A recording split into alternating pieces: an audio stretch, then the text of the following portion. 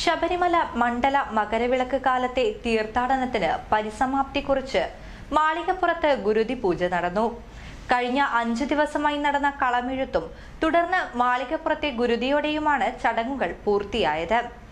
ഗുരുതി ചടങ്ങുകൾ വീക്ഷിക്കുന്നതിന് നിരവധി അയ്യപ്പ ഭക്തന്മാരും ദേവസ്വം ജീവനക്കാരും മാളികപ്പുറത്ത് തങ്ങിയിരുന്നു.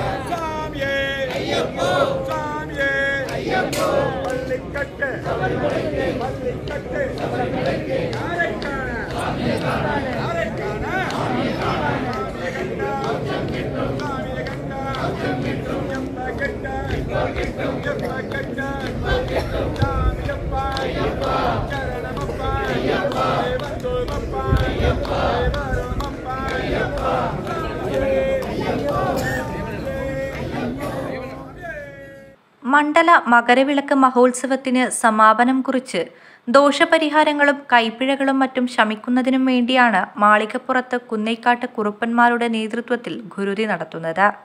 ശനിയാഴ്ച വൈകിട്ട് നട തുറന്ന ശേഷം ഗുരുതിക്കുള്ള ഒരുക്കങ്ങൾ മണിമണ്ഡപത്തിന് മുൻപിൽ തുടങ്ങി.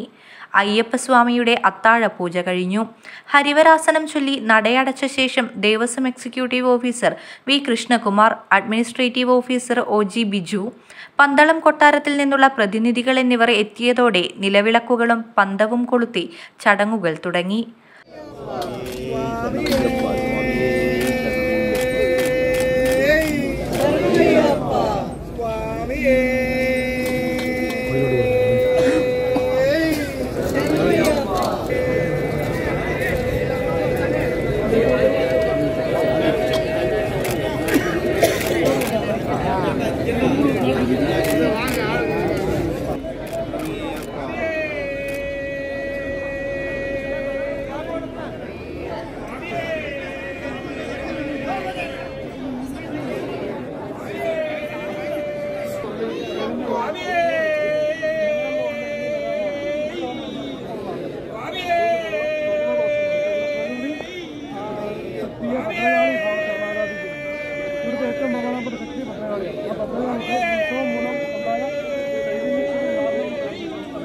കുമ്പളങ്ങ മുറിച്ചു ഗുരുതി നടത്തി. മലദൈവങ്ങളെയും ഭൂതഗണങ്ങളെയും പ്രീതിപ്പെടുത്തുന്നതിനായി മഞ്ഞൾപ്പൊടിയും ചുണ്ണാമ്പും ചേർത്തുണ്ടാക്കിയ നിണം തൂകി.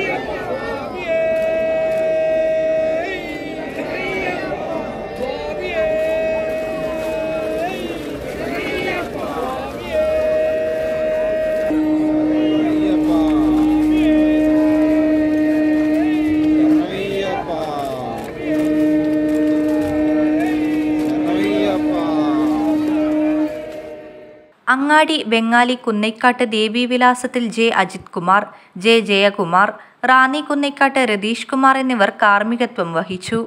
ഗുരുതി നടത്തിയ കർമ്മികൾക്ക് ദേവസ്വം എക്സിക്യൂട്ടീവ് ഓഫീസർ ദക്ഷിണ നൽകി. സാധാരണ പന്തളം രാജപ്രതിനിധിയുടെ സാന്നിധ്യത്തിലാണ് ഗുരുതി പൂജ നടക്കുന്നത്. എന്നാൽ തമ്പുരാട്ടിയുടെ മരണത്തെ തുടർന്നുണ്ടായ പുല കാരണം രാജപ്രതിനിധിക്കു പകരം കൊട്ടാരത്തിൽ നിന്നുള്ള പ്രതിനിധികൾ മാത്രമാണെത്തിയത്.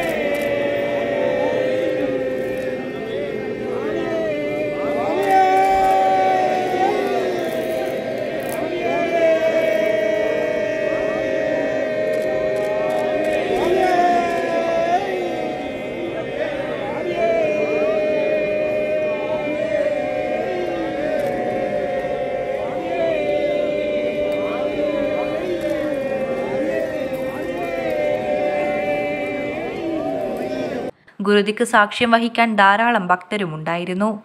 ഗുരുതിയോടെ മണ്ഡല മകരവിളക്ക് തീർത്ഥാടന കാലത്തെ അയ്യപ്പന്മാരുടെ ദർശനം പൂർത്തിയായി.